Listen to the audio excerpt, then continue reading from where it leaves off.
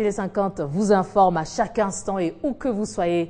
Merci de nous suivre. Direction d'abord le Burkina Faso, où le général Gilbert Diendéré de la garde républicaine a pris la tête du Conseil national de transition. Les militaires du régiment de sécurité présidentielle qui avaient pris en otage le président et le gouvernement mercredi ont annoncé aujourd'hui la dissolution des institutions de la transition et l'organisation des élections inclusives.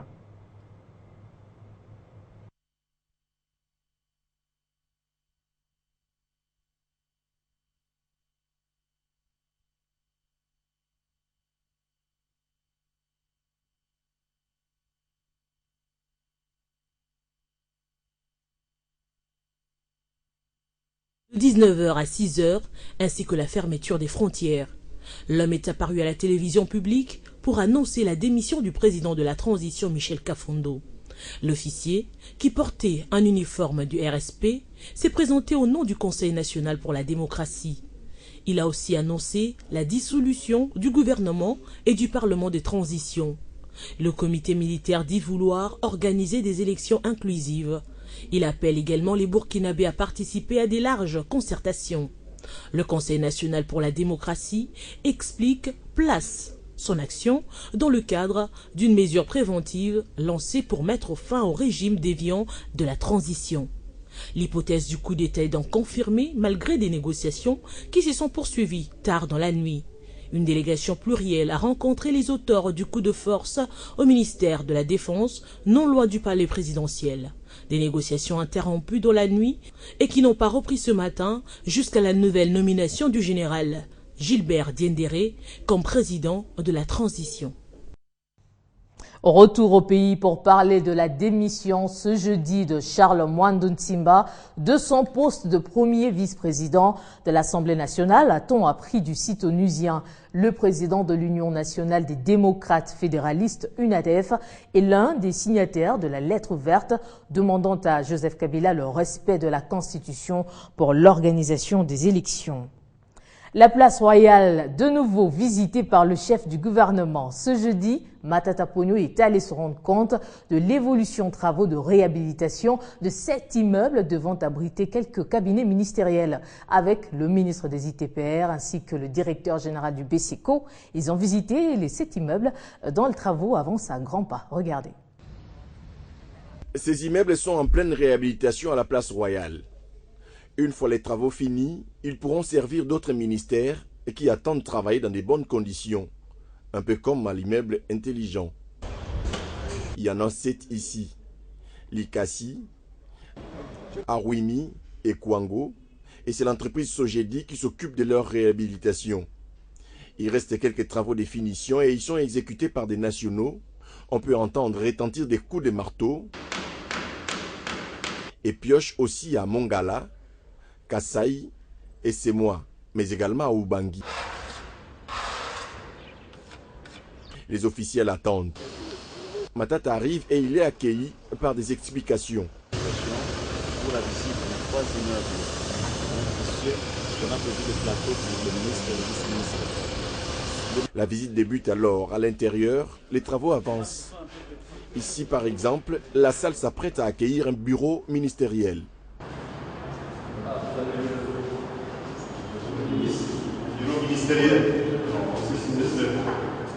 De l'autre côté, le lieu est aménagé pour l'installation d'ascenseurs.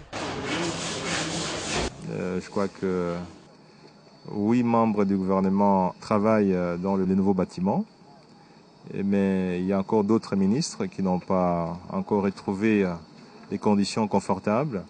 Et là, nous nous rassurons que les 7 bâtiments rénovés sont effectivement prêts à recevoir d'ici 2 mois une bonne quantité d'équipements, de matériel et surtout un nombre suffisant de ministres. Ces immeubles ont chacun 22 bureaux du 2e au 4e niveau, tandis que du 5e au 7e, il y en a 18.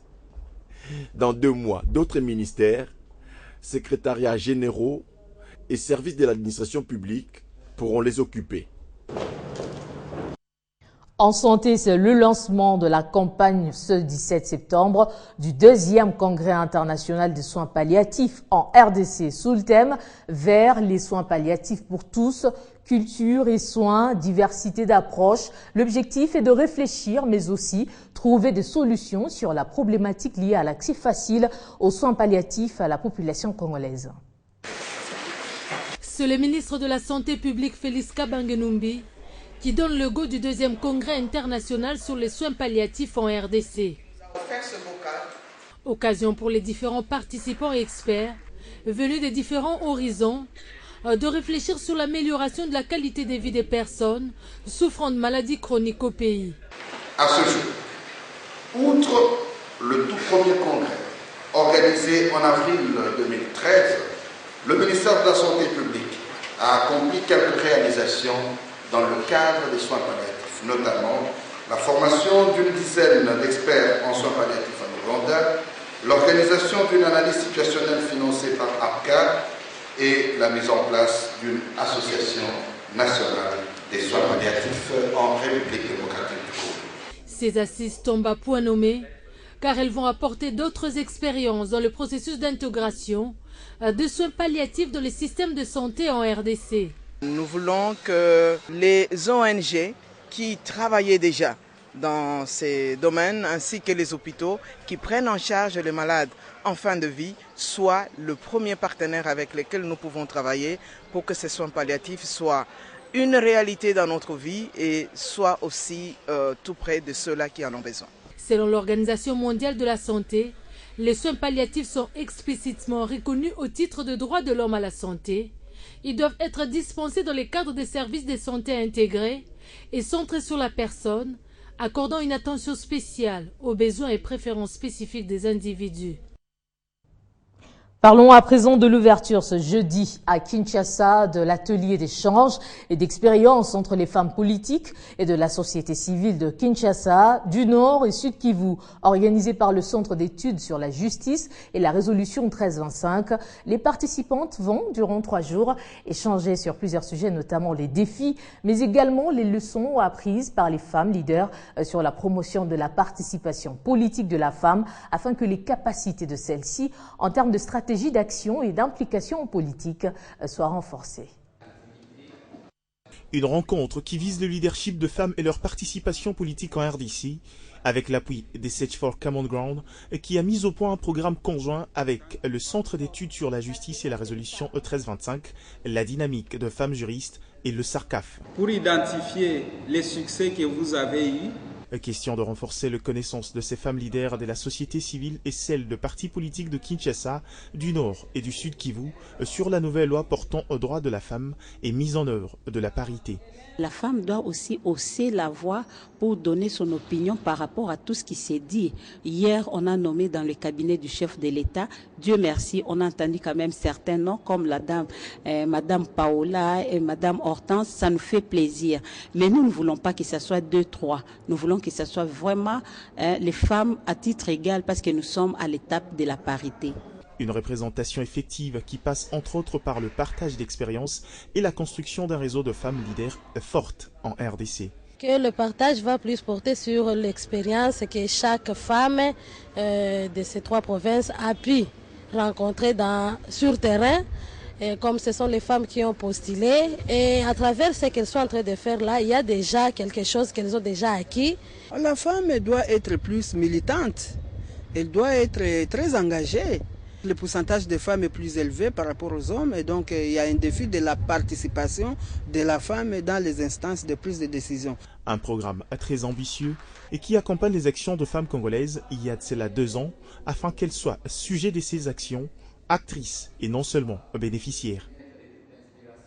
Et puis le gouvernement provincial du Congo central a remis une enveloppe à chacun de 3 lauréats bénéficiaires d'une bourse d'études de la Russie. Cette enveloppe leur permettra de payer les billets et les soins médicaux. Par ce geste, le gouverneur Jacques Madou veut donc encourager les élèves à plus d'ardeur dans le travail. Cette remise a été faite par Chantal Malamba, directeur de cabinet du gouverneur. C'est devant leurs parents que Chantal Malamba, directeur de cabinet adjoint de Jacques Mbadou Sitou, a remis officiellement 3 enveloppes aux 3 lauréats congolais qui ont obtenu des bourses pour les études du niveau supérieur en Russie. Le gouverneur du Congo central voudrait faire de l'éducation le fer de lance de l'élite congolaise. Nous sommes en train de dire à toute la jeunesse congolaise et particulièrement à celle du Congo central de pouvoir prendre au sérieux les études. Ce sont les études qui vont nous permettre d'avoir une jeunesse utile à la nation. C'est une façon de pouvoir encourager ces élèves et nous le faisons encore pour ceux qui sont là en 6e cette année. La balle dans leur camp, les heureux boursiers sont reconnaissants envers leurs bienfaiteurs et invitent les élèves finalistes à plus d'ardeur dans le travail. Je veux m'orienter en génie chimique. Nous savons très bien que notre pays est un pays en construction. Nous aurons besoin de l'expertise dans tous les domaines, dans toutes les sciences et vraiment c'est un domaine intéressant pour notre pays. Les parents qui ont salué ces gestes ont souhaité une très bonne réussite aux 3 boursiers. Nous remercions particulièrement son Excellence Jacques Mbadou Sitou. Nous souhaitons, nous espérons que là où ils iront, ils vont profiter de cette opportunité pour continuer à fournir des efforts qu'ils ont commencé à fournir ici et pouvoir se distinguer dans la mesure du possible afin qu'ils puissent acquérir des connaissances pour lesquelles ils vont loin de ces pays où on organise également de bonnes études et qu'à la fin de leur formation, nous souhaitons les revoir dans ces pays pour apporter une pierre de contribution. L'avenir d'une nation dépend de la qualité de sa population. Voilà pourquoi l'instruction constitue la clé de voûte de toute émergence. À Kasumbalesa, les ministres provinciaux de Mines et Intérieur ont enfin autorisé l'exploitation artisanale dans le site de Mabaya. Une série de mesures a été prise dans le but d'organiser l'exploitation dans la carrière de Mabaya. Le point avec Manassé Chiboui. Enfin, le ministre provincial de l'Intérieur tire au clair l'affaire carrière de Mabaya, située à plus de 15 km de Kasumbalesa. Les acheteurs étrangers et nationaux n'ont que 2 semaines pour arrêter l'achat des minerais provenant du site de Mabaya, qui est une propriété minière de la Sodimika. Le comptoir et les expatriés qui sont sur site, c'est-à-dire les expatriés en dehors, le comptoir aussi en dehors, ils peuvent rester tout autour du site jusqu'au 30 septembre 2015. Dans une réunion tenue à Kasumbalesa à l'attention des représentants des coopératives minières, les services de mines, SESCAM et les conseils de sécurité, les ministres provinciaux des mines et de l'intérieur du Katanga ont rappelé aux usagers de la carrière de Mabaya qu'ils occupaient une concession privée.